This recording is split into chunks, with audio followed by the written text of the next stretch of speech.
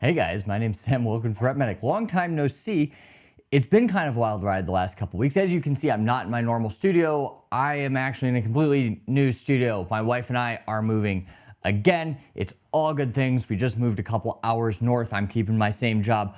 All of that, she got a job at a private practice up here. We are super stoked. But that does mean there is a lot to adapt to. So this will become my new studio. I'm actually in one of the garages of the house. I've got some sound dampening in here so far, but that's about it. Got my light set up last night pretty late, and we're working on it. So I really wanted to get out a video, but I needed something that was kind of low effort and quick. I'm not even going to throw an intro up just because I'm feeling super lazy. More so, I just have other stuff going on. So with today's video, I'm going to be going through my PrepMedic chest rig. Now, I've been using this same chest rig since pretty much a year into flights. I went through a couple different iterations of things to carry. Now, I don't care who you are on flights, if you're a nerd like me or not, everybody is going to carry some kind of pouch that holds a little bit of additional gear. Not everybody has this much stuff, but most everybody has something, whether that's in a pants pocket, a fanny pack, some kind of organizer that they're carrying with them. Everybody has something just because the confines are so tight. Without further ado, let's get into this and talk about what I'm actually carrying on my bag now that I'm about 6 years into my flight career in Colorado. So right here, the bag is the Hill People Gear SAR kit bag. Now, I had the small version, or maybe it was the medium version, I forget which one it was. The smaller version than this.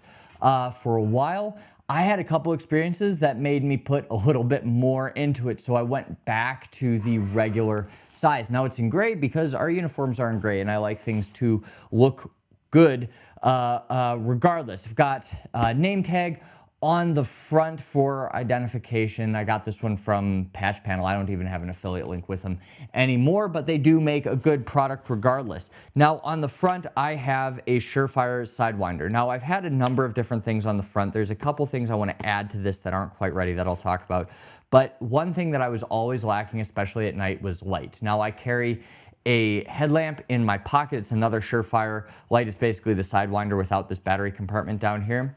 But I'd have to reach in my pocket, take it off, put it on, and sometimes you just need a light for a little bit amount of time. So at night we have to do walkarounds before we are ready to launch, so I need a light for that every single time. I'd rather not put something on my head. A lot of times I have my flight helmet on already. So this guy right here is super easy. I can just turn it. I can turn it on a bunch of different settings depending on what's going on, and it works just right. Now, this does have a bunch of different settings on it. It's got an IR, a red, and a white and a blue. I forgot that one. It's got a blue as well.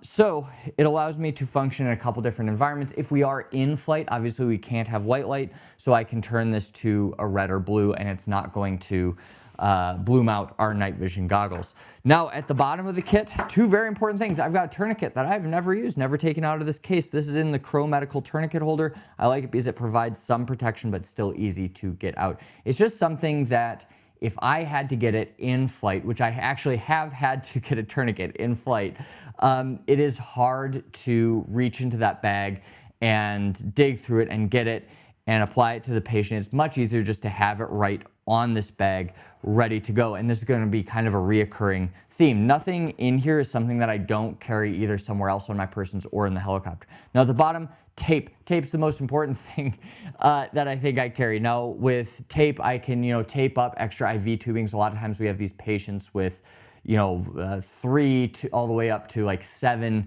drips, and we've got cords going all over the place. It's really nice to be able to tape some stuff together, tape things to the patient, make sure things aren't getting pulled, and just get your life a little bit more organized. Now in the main pocket right here, I carry pretty much the same things I was carrying before with a couple exceptions. So first and foremost, just a bunch of gloves, and old IV cap. We'll get that out of there. So a bunch of gloves right here just to be able to throw on. I rip these all the time. It's nice to have more that I can put on. If we're in the helicopter, they're in the seat back pocket, and they just take a little bit of time to get out. I just like having them right here. We've got the all-important notepad to take notes. I've got pens in my flight suit pockets.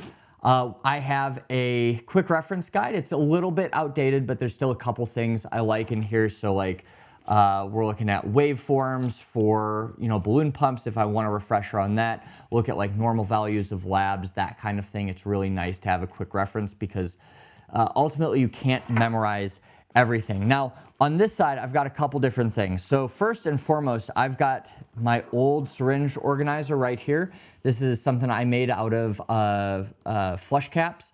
And then you can take whatever syringe you're using, you can throw it on here and it hangs down. It's nice because it protects the plunger from getting pushed. I'll put green caps on this to sterilize this, or I'll have red caps that have two ends to them put on here so it is sterile, it is safe to do. If I was just putting them on the end of these lure locks, obviously that would not be the case. So I'll do that. Now, a couple products from Flatline I am testing and evaluating are these syringe holders right here. So this one's just a mini clip, and I can clip that on anything. I clipped it on this because I'm already carrying my syringes just like this. I had it on the front, one of their organizers on the front of this pack, but it was so big that what I was finding is things were popping out of the syringe holder. I was losing syringes.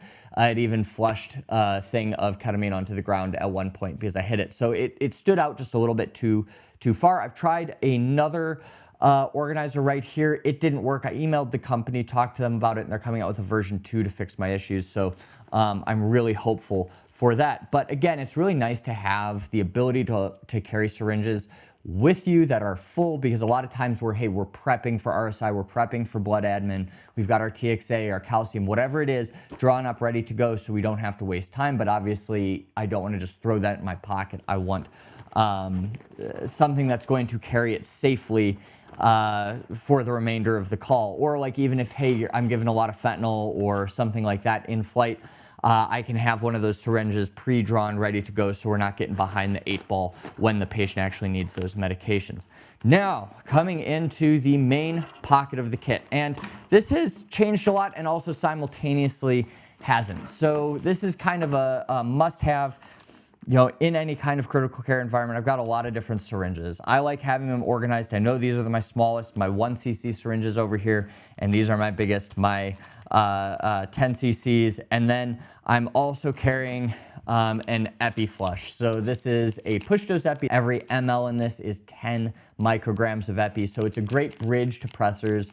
We'll also use it, like have some of these standing by during RSI to help prevent some of that post-intubation hypotension or even pre-intubation hypotension. We have metrics we have to get to before we're going to be pushing our meds on these patients. So it's nice to have some kind of just quick reach pressor. I was usually mixing my push dose epi mixes, but pharmacy hooked me up with one of these. So in this pocket right here, we've got just a bunch of different like random admin stuff. So my IM needles, I've got 3-way stopcocks in here, crow's feet for managing multiple lines, a bunch of blunt tips. Let's see what else. Got a lure lock cap if they forgot to throw one on, and then some of these red caps. These are the red caps I was telling you that you can hook syringes up to both sides so it keeps things cleaner, and I can still mount it on the external of this pack and not worry about, giving somebody sepsis because I'm not using a sterile technique. So that's all that's on this side. Oh yeah, and I've got a Sharpie that's kind of buried in there. Don't use it that much, but when you need it, you need it. So keep a Sharpie in there. Now, on the front pocket, I have made some changes here. This side's about the same. Another med cap right there. So this is just a stocked IV kit that I have. So I was finding that I didn't really like digging for IV supplies. We don't start that many IVs on the helicopter, but when you need to start one, you need to start one, and you're in a really crappy spot. So instead of trying to just get one individual thing of everything I needed, right here, I've got a J-loop, I've got a 20 and an 18. Somebody's gonna call me a coward for not having a 16 in there. And then I've got one flush ready to go in this pack, and it all sits nicely in this kind of nice plastic bag that I don't even know where I got. So it's all neat and organized, all in one place. Again, I've got all of this in our first out bag. It's just a lot harder to get, and this way I can just grab this and I don't have to like get the first out bag from my partner if they're doing, something else. This will let me do it. Now, in this one, I've got one ARS needle, We have finger Thors, which I'm going to show you here in a second, but sometimes with expediency, it's nice to have access to a decompression needle. I can throw that in really quick, and then we can evaluate the need for a finger thoracostomy later on during care. And then in here, I've got everything I need for a crike and a finger Thor. So chest seal, some people say you can just leave the hole open on the thoracostomy.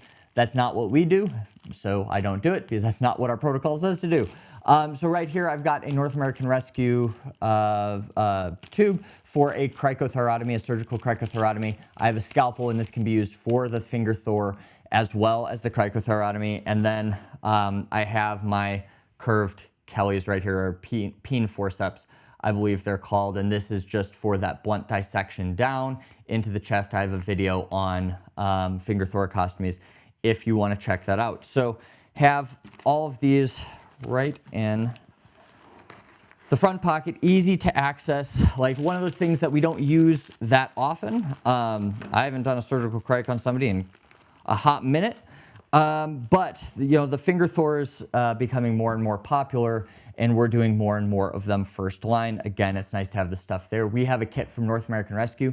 I open it, and there's a million things I don't need in it, because it's also for a tube thoracostomy. It's for a chest tube as well. So there's sutures, there's a bunch of different chest seals, there's a bunch of different cleaning solutions, and that's excellent in the hospital environment. Pre-hospital environment, things get a little bit more down and dirty, and I don't need quite as many supplies to do that procedure effectively. Obviously, the more time we have, the more we're going to, prepare ourselves for success and make sure we're using everything in that extended kit. Last pocket here is this back pocket. Now, I usually leave this like partially open because, as you can see, it's a little bit harder to open here. So I'll leave like one side. I'll leave this edge open because in this one, what I have is all of my flushes. I'm always looking for flushes. Everybody needs a ton of flushes on a helicopter. If you're going to a helicopter, make sure you have some in your pocket because you want to test all the lines that are present. You want to make sure they're patent before you're flushing potentially volatile meds into them. And then also every time you give a med, you're doing another one into the patient. So when you're giving a lot of meds, you want a lot of flushes, and I just have these secured on the back. This particular holder has this strip of Velcro on the inside, and then with these, I can just pull them out the side, use them really quick, throw them away, whatever. And then I also put a 20 cc syringe at the top for our RSIs when we're drawing up rocuronium. That comes in a large concentration, so you've got a lot of mLs to flush through, and it's nice to have a big syringe instead of drawing it up in multiple syringes to give it to the patient.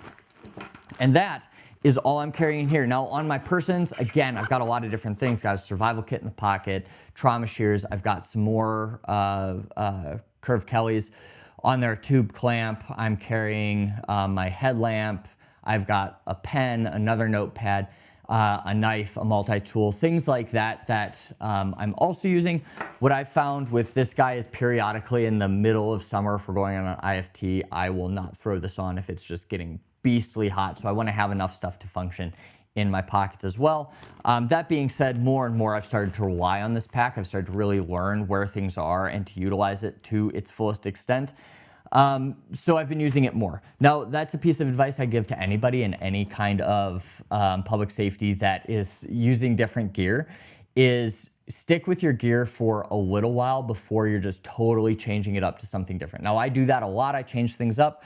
But what I do find is that when I have something that I use for years and years and years, I get used to it and I get much more efficient in how I deploy it. And that's definitely been done with this case right here. So I'm going to get back on a cadence and posting these videos. Obviously, it's hard with an environment that's not quite set up when I'm used to a very curated studio and all of that. But it's all good things. This is a great space. Super stoked. I hope to see you next week. I might see you the week after that. Have a good one.